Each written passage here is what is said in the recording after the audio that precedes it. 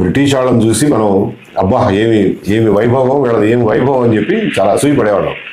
వాళ్ళని నిలబెట్టిన తర్వాత అవన్నీ ఆ భోగభాగ్యాలని మనం అనుభవించాలనే కోరిక భారతదేశంలో ఉన్నటువంటి చదువుకున్న వర్గాల్లోనూ కులీన వర్గాల్లోనూ middle class above middle class లో బాగా పాతుకుపోయింది.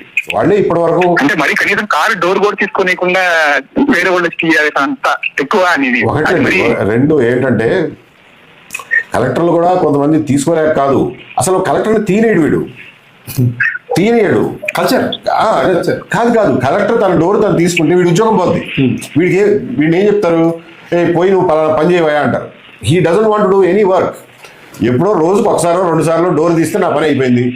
ఆ బిళ్ళబంధువులతో వేషం వేసుకుంటే నన్ను ఎవడో ఒకటి రికగ్నైజ్ చేస్తాడు. నేను టీ షాప్లో టీ తాగితే ఎవడో డబ్బులు కూడా అడగడు. ఎవడన్నా వచ్చి కలెక్టర్ గారితో ఒక నిమిషం మాట్లాడిపించాయా అని చెప్పి 4 రూపాయలు ఇస్తాడు. అతను ఆ పనిలో ఆ వేటలో ఉన్నాడు అంతే తప్ప అది బానిసత్వం కాదు. ఆ గద్దెలు ఎందుకు ఇచ్చారంటేనండి, అప్పట్లో బ్రిటిష్ వాళ్ళు ఎంఆర్ఓలు, ఆర్డీఓలు, కలెక్టర్లు వాళ్ళు క్వాసీ జ్యుడిషియల్ ఫంక్షన్స్ నెరవేరుస్తారు. రెవెన్యూ కోర్టులను ఉంటాయి. రెవెన్యూ కోర్టులో తీర్పులు చెప్తారు. సివిల్ కేసుల్లో ముఖ్యంగా ప్రాపర్టీ ఇష్యూస్లో తీర్పులు చెప్తారు. తీర్పు చెప్పాల్సిన జడ్జితో సమానం కాబట్టి వీళ్ళు జడ్జిలాగా ఒక గద్దె మీద సింహాసనం వేసుకొని కూర్చునేవాళ్ళు. అది ఇవాళ అలవాటైపోయింది. గవర్నమెంట్ ఉద్యోగాల్లో ఉన్నంత జాబ్ సెక్యూరిటీ మీకు ఇంకా ఏ ఉద్యోగంలోనూ ఉండదు. ఒకటి. 2, టైంకి ఇంక్రిమెంట్లు, టైంకి సెలవులు, టైంకి జీతాలు, తర్వాత ప్రమోషన్లు, రిటైర్మెంట్ అయిన తర్వాత పెన్షన్. ఇప్పుడు లేదనుకోండి పెన్షన్, పాత రోజుల్లో ఉండేది పెన్షన్. ఇంతకంటే ఎస్యూర్డ్ లైఫ్ అసలు దేవుడు దిగి వచ్చినా కానీ ఎవడో ఇవ్వలేడు మీకు. So it is such lottery secure job. It is not that బాబా ఏదో కానిస్టేబుల్కి, హోంగార్డ్కి పెద్ద జీతాలు వస్తాయని కాదు. కనీసం జాబ్ సెక్యూరిటీ, స్థిరంగా ఉంటాం. అన్ని ఉద్యోగాలు లంచగొండ ఉద్యోగాలు కావుగా, టీచర్ ఉద్యోగాలు ఏమి లంచగొండ ఉద్యోగాలు కావుగా. కాకపోతే సంవత్సరానికి 200 రోజులు పనిచేస్తే చాలు. వేసవికాల సెలవులు, ఆ పండుగ సెలవులు, ఈ పండుగ సెలవులు, ప్రమోషన్లు, ఇంక్రిమెంట్లు, సరెండర్ లీవ్లు, మ్యాటర్నిటీ లీవ్లు, ఇవన్నీ మామూలు. దెన్ రిటైర్ అయిన తర్వాత పోస్ట్ రిటైర్మెంట్ బెనిఫిట్స్. అంత సెక్యూర్ జాబ్ అనేసరికి దానికి సిద్ధపడిపోతారే తప్ప అసలు మన కెపాసిటీ ఏంటి, మన జీవితంలో ఎక్కడికి ఎంత ఎత్తుకు ఎదగాలనుకుంటున్నాం, ఎలా ఎదగాలి అనే యాస్పిరేషన్స్ చంపేసుకుని ఒక సెక్యూర్ జాబ్కి సిద్ధపడిపోతున్నారు. ఆర్టికల్ 311, 312 రాసినప్పుడు ఎందుకు ఇచ్చారు అని అంటే, భారతదేశంలోనండి మనది బాగా స్ట్రాటిఫైడ్ సొసైటీ, బాగా నిచ్చెన మెట్ల సమాజం. కులాలు, మతాలు, ప్రాంతాలు, ఆధిపత్యాలు, పెత్తందారీతనాలు, ఫ్యూడల్ భావజాలం ఇవన్నీ కలబోసిన సమాజం మనది. ఇక్కడ పైన ఉన్నవాడు న్యాయబద్ధంగా వ్యవహరిస్తాడు, ధర్మబద్ధంగా వ్యవహరిస్తాడు అన్న నమ్మకం ఆ రోజున రాజ్యాంగం రాసిన వాళ్ళలో లేదు. మనం కనుక ఈ రక్షణ ఇవ్వకపోతే వాడు ఇష్టం వచ్చిన వాడిని ఉంచుకుంటాడు. వాడి కులపండో, వాడి చుట్టాన్నో, లేకపోతే డబ్బులు ఇచ్చిన వాడినే ఉంచుకుంటాడు. సుప్రీంకోర్టు ఎందుకు ఇంటర్వ్యూన్ అవ్వాలి అని అంటే, ఏమవుతుందంటే మీకు ఒకే చోట ఒకే స్కూల్లో 10 మంది టీచర్ల పోస్టులు ఉంటే 5 పోస్టులు మీరు రెగ్యులర్గా నింపుతారు. మిగిలిన 5 పోస్టుల్లో టెంపరీ వాళ్ళని పెడతారు. ఈ 5 పోస్టులు నింపిన వాళ్ళు నెలకు 2 లక్షలు డ్రా చేస్తారు. మిగిలిన 5 నెలకు 30,000, 25,000 డ్రా చేస్తారు. సరే, మొదట్లో ఉద్యోగం వస్తే చాలే, ఏదో ఒకటి పర్మనెంట్ అవుతుంది అన్న ఆశతో వచ్చిన వాళ్ళు క్రమేపీ వాళ్ళకి పిల్లలు పుడతారు, వాళ్ళ ఖర్చులు పెరుగుతాయి, బట్ జీతాలు పెరగవు. టెంపరీ వాడు ఎప్పుడైనా పీకేయచ్చు అంటారు. ఎదురు తిరిగి అడగడానికి కూడా ఉండదు. వాళ్ళు కడుపు మండి, ఏమంటే ఒకే పాఠం చెప్తున్నాం, మేము అంతే కష్టపడుతున్నాం, వాళ్ళకి 2 లక్షల జీతం ఏంటి, మాకు 30,000 జీతం ఏంటి, ఈక్వాలిటీ లేదు అని చెప్పి సుప్రీంకోర్టుకి పోతారు. So supreme court gets its legality from there. ఒకటి. రెండోది, సుప్రీంకోర్టు చెప్పిన భూత వైద్యం పనిచేస్తుందా అంటే అసలు పనిచేయదు.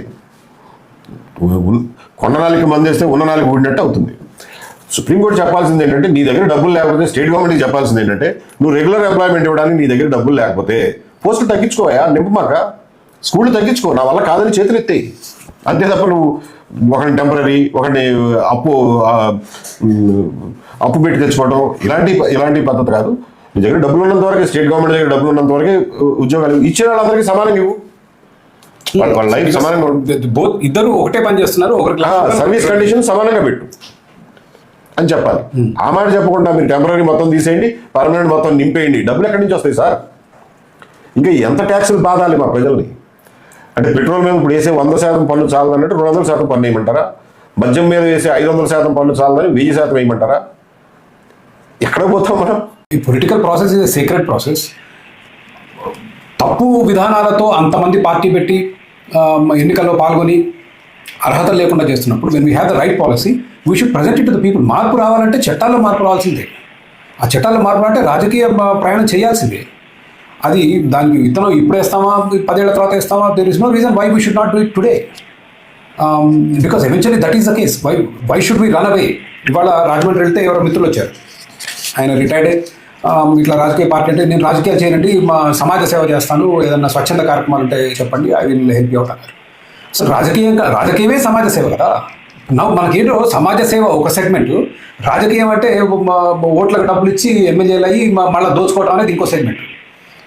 ఈ రెండు సెపరేట్ అనుకుంటున్నాం. అండ్ ఆ ఆలోచన మనకు అందరిలో ఇంగ్రెయిన్ అయిపోయింది. రాజకీయ సమాజంలో మార్పులు తేవాలన్నా, వ్యవస్థలో మార్పులు తేవాలన్నా, దేశాన్ని అభివృద్ధి చేయాలన్నా ఉన్న అత్యుత్తమ మార్గం రాజకీయ మార్గం. ఎందుకు మరి why are we running away? Government చేయాల్సింది జీవో ఇవ్వడం కాదు, ఎవరికి ఇష్టమైన స్కూల్ వాడు నడుపుకోండి, మేము అసలు అడ్డం రాము, మీరు మా దగ్గర లైసెన్స్ కూడా తీసుకోక్కర్లేదు అని ఒక జీవో ఇమ్మన్నాడు చాలు. హైదరాబాద్లో పేరెంట్స్కి ఉన్నటువంటి స్కూలింగ్ ప్రాబ్లం ఒక్క రోజులో డిసపియర్ అయిపోతుంది. బికాస్ నాకు 20 మంది పిల్లలు 40 మంది పిల్లలు ఉన్నారంటే ఒక 2 bedroom హౌస్ నేను అపార్ట్మెంట్ అద్దెకి తీసుకుని అక్కడ స్కూల్ నడుపుతా, పిల్లలకు చక్కగా పాఠం చెప్తా. ప్రతివాడు ఓక్ రిడ్జ్కి, ఢిల్లీ పబ్లిక్ స్కూల్కి వీటికి వెళ్ళాల్సిన అవసరం ఏముంది? బాగా చెప్పే టీచర్ ఉంటే అపార్ట్మెంట్లో కూడా స్కూల్ నడపచ్చు. ప్రతి వాళ్ళకి బ్రాండెడ్ స్కూల్ కావాలి. బ్రాండెడ్ స్కూల్స్లో లిమిటెడ్గా ఉంటాయి సీట్స్. విపరీతమైన కాంపిటీషన్ పెరుగుతుంది. కాంపిటీషన్ పెరిగినప్పుడు ఒకటి వాళ్ళ ఖర్చులు పెరుగుతాయి, రెండోది మనకు బ్రాండింగ్ వచ్చినప్పుడు they want to take more money. ఇప్పుడు ఇన్ఫోసిస్లో ఎంప్లాయీకి ఒక చిన్న కంపెనీలో పనిచేసే ఎంప్లాయీకి అదే ఐటీ ఎంప్లాయీకి ఎంత తేడా ఉంటుందండి ఉద్యోగంలో? మరి స్కూళ్ళలోనూ అదే తేడా ఉంటుంది కదా, మరి ఫీజుల్లోనూ అదే తేడా ఉంటుంది కదా. If you want brand you have to pay for it. లేదు రావు గారు, my wife works for an American company. అదే ఉద్యోగం ఐఐటికి ఒక జీతం, IIITకి ఒక జీతం, NITకి ఒక జీతం, ఓయూకి ఒక జీతం, CBITకి ఒక జీతం. Right, same job, they have different అంటే కంప్లీట్లీ. మరి మీకు ఓయూకి ఐఐటికి 3 ఇతర salaries. So you accepted it with in the same company, you accepted it. చేస్తున్నారు ఉద్యోగాలు చేస్తున్నారు. ఓయూ నుంచి చదువుకునే వాళ్ళు మాకు వద్దంటలేదు. స్కూళ్ళ విషయంలో కూడా స్కూల్ ఫీజు క్యాప్ చేయాలని డిమాండ్ చేసే parents how they are intellectually dishonest. ఎందుకంటే మీకు 50,000 ఫీజు నుంచి 15 లక్షల ఫీజు, దాదాపు 20 లక్షల fee international school of Hyderabad. మరి 20 లక్షలు ఉందా సంవత్సరానికి? 18 లక్షల దాకా ఉంది Really? International school of, because అంత డిప్లొమాట్స్ ఫారినర్స్ ఉంటారు కదండి. I can't believe it. దాంట్లో టీచర్స్ కూడా they are all lot of them are from abroad. Okay. So 15 to 18 lakhs ఉంది. ఆగా ఖాన్ 10-12 లక్షలు ఉంది. Okay. ఓక్ రిడ్జ్ 8 నుంచి 10 లక్షలు ఉంది. At the same time there some decent schools 50,000, 1 lakh on principle నడతారు. మేము వ్యాపారం చేయం, విద్యతో వ్యాపారం చేయం. సో మీకు ఒక full spectrum of fees available ఉన్నప్పుడు రైట్, మీరు ఫీజు పెంచొద్దని అడగటం ఒకటి కరెక్ట్ కాదు. Instead what we want is మీరు చెప్పినట్టు పోటీ రావాలి. ఈ స్కూళ్ళ మధ్య పోటీ వచ్చి మీకు ఫీజులు తగ్గితే అప్పుడు it is more sustainable and it is more effective. Correct. Fee cap చేస్తే స్కూల్స్ రావడం బాగా చేస్తారు. That's right. ఎవరు రారు, కొత్తగా స్కూల్ పెట్టరు. అవి నష్టపోవడానికి ఎవడొస్తా అండి స్కూల్ పెట్టడానికి? అప్పుడు వాళ్ళు ఎక్కడ చదువుకుంటారు మీ పిల్లలు? ఫ్రీ మార్కెట్ ఎకానమీ నేను మన రాష్ట్రంలోనే పూర్తిగా చేయలేను, because I'm bound by central government laws. And ఒక దేశంలో కూడా చేయలేము, ఎందుకంటే we're bound by international situations, international conventions. ఎక్కడో ఒక చోట మనం సడులు వదలాలి, కొంత లూజ్ వదలాల్సి ఉంటుంది. సో ఈ విండ్ఫాల్ ట్యాక్స్లు ఇట్లాంటివి అట్లాంటి మార్జినల్ కేసెస్ అంటే peripheral cases, they don't prove they don't falsify the rule. The exception proves the rule. They are exceptions. School గురించి మాట్లాడంగా it's the same thing. In fact while we are talking about schools in Argentina there has been rent control. చాలా సంవత్సరాలు ఇప్పుడు దాన్ని కూడా తీసుకొస్తా అంటున్నాడు. Rent control ఎత్తేసిన తర్వాత రెంట్లు తగ్గి supply has gone up by 170%. Right. Argentina కొత్తగా ఇల్లు కడతారు. అసలు ఇల్లు అందుకే కూడా మానేశారు. ఎందుకంటే రెంట్ కంట్రోల్ దాని మీద రెంట్ మెయింటెనెన్స్ కూడా సరిపోవట్లేదు. తాళా తీసి పారుతారు owner. Now that the rent control is gone, they all opened up. As a result, supply has increased and rents have come down.